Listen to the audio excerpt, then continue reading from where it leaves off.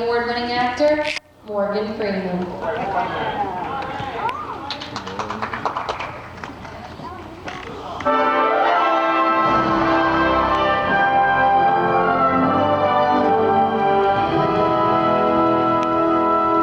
We hold these truths to be self-evident, that all men are created equal, that they are endowed by their Creator with certain inalienable rights, that among these are life, liberty, and the pursuit of happiness. Almost 250 years ago in Philadelphia, a dream was born.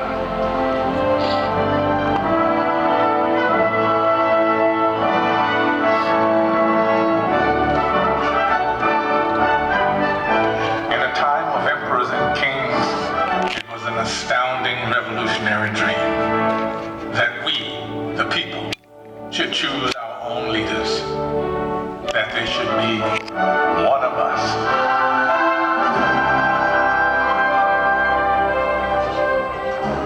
This was a dream born of fire, safeguarded by sacrifice during a brutal winter at Valley Forge.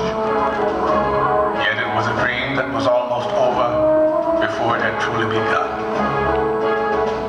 The war for independence had left the American colonies bankrupt. Leaders argued, unpaid troops rebelled, and some even cried out for a return to monarchy, and for General George Washington to be crowned King of America. But the man who had led an army of farmers to victory over the mighty British Empire made it clear that the only title he desired was citizen of the United States of America. I am at a loss to conceive what part of my conduct could have given encouragement to an idea which to me seems the greatest mischief that can befall our country. If you have any regard for yourself, banish these thoughts from your mind. But when the new nation finally adopted its constitution, and it came time to elect its first president, there were no doubts about who that president should be. Only he had such doubts. I fear my countrymen will expect too much of me. I walk on untrodden ground. There is scarcely any part of my conduct which may not hereafter be drawn into precedent. In the end, Washington set the most important precedent of all. The man who could have been king stepped down after 2 terms in office and took his place again amongst the people. By insisting that he was, above all other things, one of us, he made it possible for any of us to dream of serving the nation in its highest office. And one day, sure enough, it came to pass that a man who wasn't an aristocrat aspired to the office of president. Andrew Jackson was a battle-forged frontiersman, and according to his predecessor, President John Quincy Adams, a barbarian who cannot write a sentence of grammar and can hardly spell his own name. To which Jackson merely replied, "It's a damn poor mind indeed that can't think of at least 2 ways to spell a word." He may have lacked a formal education, but he was tough and brilliant. Just the ticket for a new nation of Americans struggling to turn a dream into an enduring reality. Fate swept Jackson into office by a landslide, and then descended on his inauguration, determined to shake his hand in person. Why, 20,000 country people shoved to get in the door, track their muddy boots across the carpet. And my dear, they would be here still if we hadn't placed tubs of punch out on the lawn. Washington's elite fumed, but Jackson loved it, for these were his people. He was proud to be one of us. I do not forget that the planter, the farmer, the mechanic, and the laborer form the great body of the people of the United States. They are the bone and sinew of this country. But Andrew Jackson would wage a mighty struggle to hold that great body of people together. State by state, a monstrous injustice that had haunted the country since its beginning was now tearing it apart.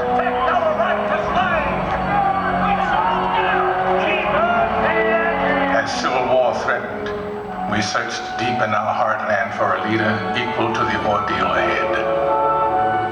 It was perhaps a vindication of the American dream that we found a plain-spoken, self-taught lawyer from Illinois whose campaign platform could be summed up in 5 simple words. All men are created equal. I say this government cannot endure permanently half slave and half free. A house divided against itself cannot stand. Abraham Lincoln's words touched the hearts of reasonable men. And in 1860, we sent him to Washington, where he would face the hardest task that any American president would ever face. I know there is a God, and that he hates injustice and slavery. I see the storm coming. I know his hand is in it. If he has a place, work for me. And I think he has. I believe I'm ready. I am nothing. But truth is everything.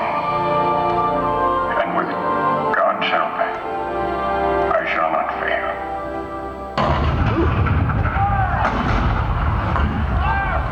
April 12, 1861, Fort Sumter.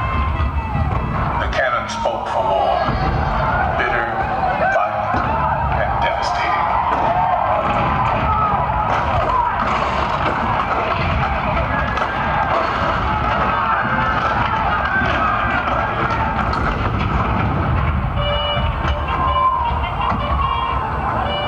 The blood of 500,000 Americans was shed in the dark days of our Civil War.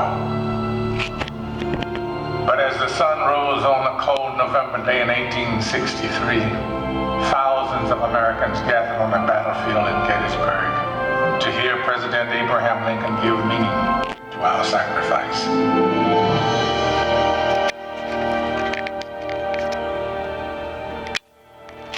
Fourscore and 7 years ago, our fathers brought forth on this continent a new nation, conceived in liberty and dedicated to the proposition that all men are created equal.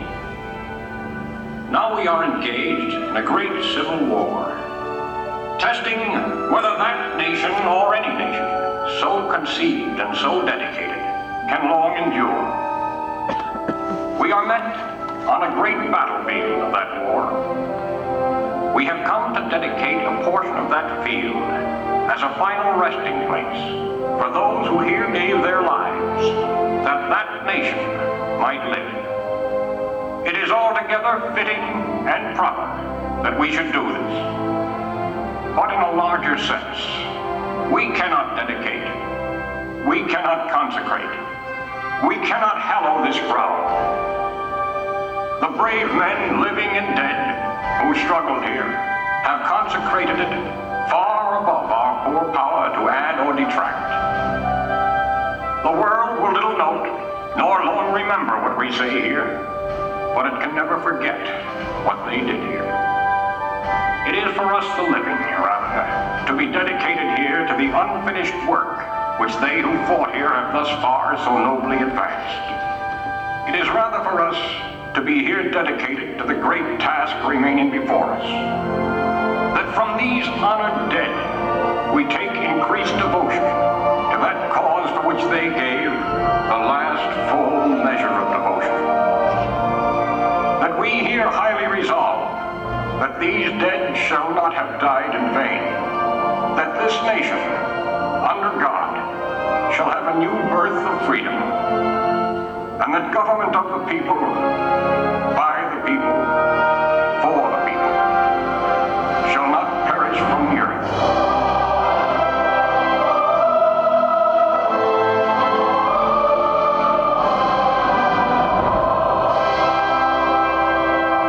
This nation did have a new birth of freedom. And as our frontiers pushed west, we looked for new leaders that embodied our bold, new spirit. Leaders like Theodore Roosevelt, born to wealth and privilege, but imbued with the spirit of the American frontier. He rode with cowboys and led his rough riders up San Juan Hill during the Spanish-American War. This kind-hearted, tough guy fought against monopolies and for the working class.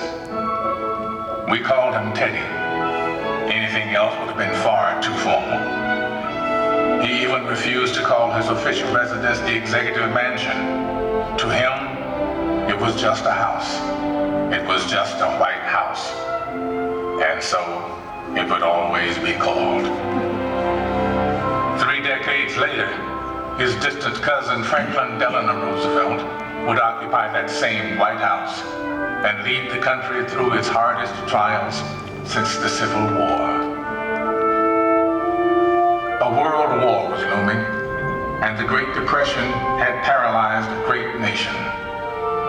The president we called upon to lead us through those hard times was himself paralyzed by polio.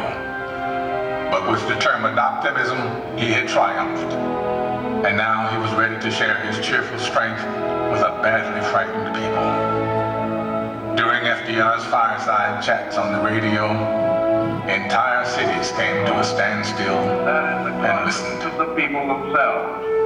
Let us unite in banishing fear. Together, we cannot fail. In a calm and reassuring voice, he called out to America, and America answered back. We're just modest, middle-class people having lost the little we had. My savings are tied up in a closed bank. I believe that you will guide us through these dark Protect us days. from that conflict in Europe, dear President. And I expect to be in service shortly. Now we know we are not fighting alone. I feel that at last we can hope. With that hope, we began to believe in the future again. FDR had reminded us of the power of the American dream. 16 years later, America's youngest elected president once again called upon the power of the people to change the world. Let the word go forth from this time and place to friend and foe alike that the torch has been passed to a new generation of Americans. John F. Kennedy's stirring words ushered in a historic decade of civic activism, in which ordinary Americans struggled to right old wrongs and chart new frontiers of possibility. It has always been the role of presidents to remind us of our roots, to call us to the future. In their best moments, they speak words that are already there in our hearts, especially in times of tragedy. All I have, I would have given gladly not to be standing here today. We mourn 7 heroes. We mourn their loss as a nation together. You have lost too much, but you have certainly not lost America. For we will stand with you.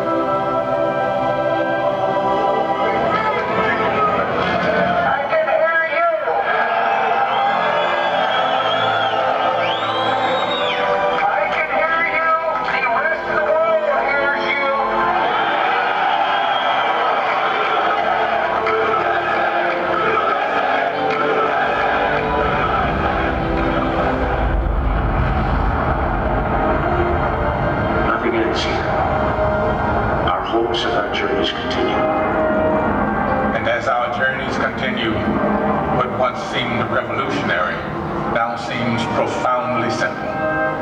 That we should choose our own leaders.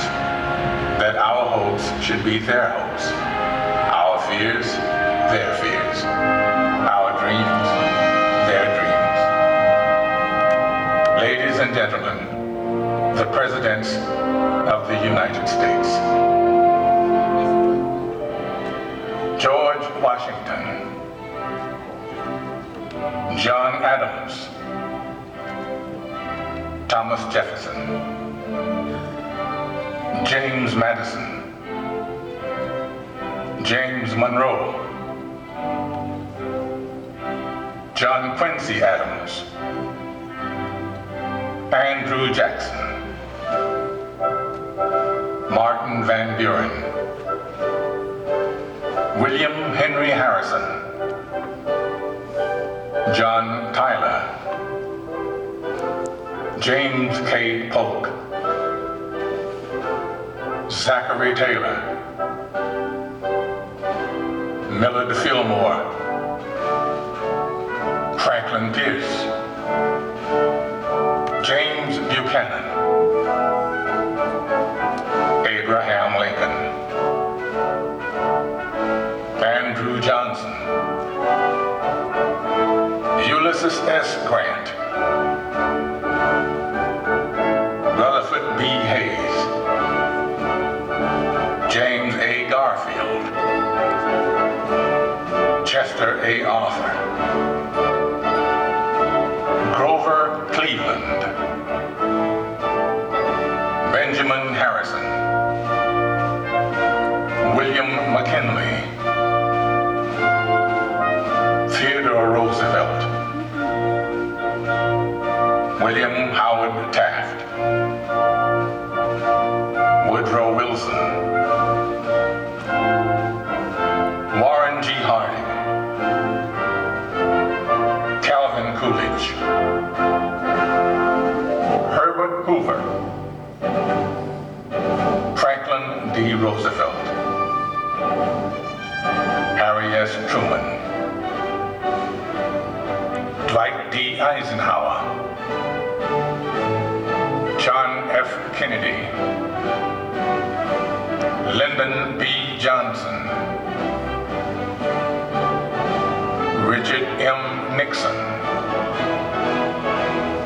Gerald R. Ford, Jimmy Carter, Ronald Reagan, George Bush,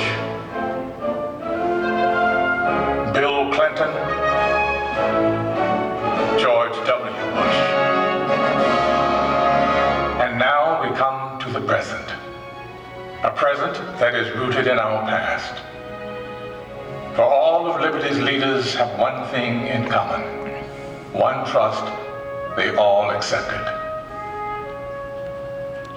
My fellow citizens, no event could have filled me with greater anxieties than that notification on the 14th day of April, 1789, that you had selected me to lead our nation. But it was with the confidence of my fellow citizens that I took an oath. 35 simple words that have been repeated by every American president throughout history. As long as that oath is taken and solemnly fulfilled, the American dream will endure. I, Barack Hussein Obama, do solemnly swear that I will faithfully execute the office of President of the United States and will, to the best of my ability, preserve, protect, and defend the Constitution of the United States, so help me God. Ladies and gentlemen, President Barack Obama. The American dream is as old as our founding, but as timeless as our hopes. It is reborn every day in the heart of every child who wakes up in a land of limitless possibilities, in a country where we the people means all the people. We may come from different places and believe different things, but what makes us American is a shared spirit, a spirit of courage and determination, of kindness and generosity. It is a spirit grounded in the wisdom of the generations that have gone before us, but open to the unimagined discoveries and possibilities on the horizon that lies ahead. Let us enjoy it, cherish it, defend it, and pass it on to our children as the bright and beautiful blessing it is.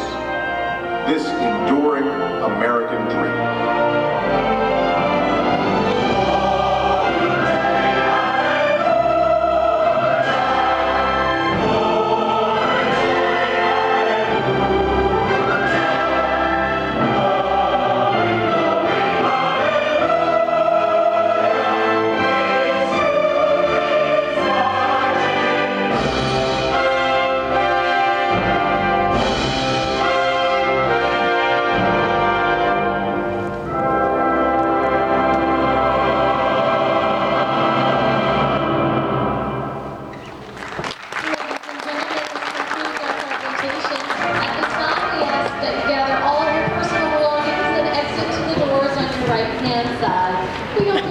Oops, I get the zoom all the way.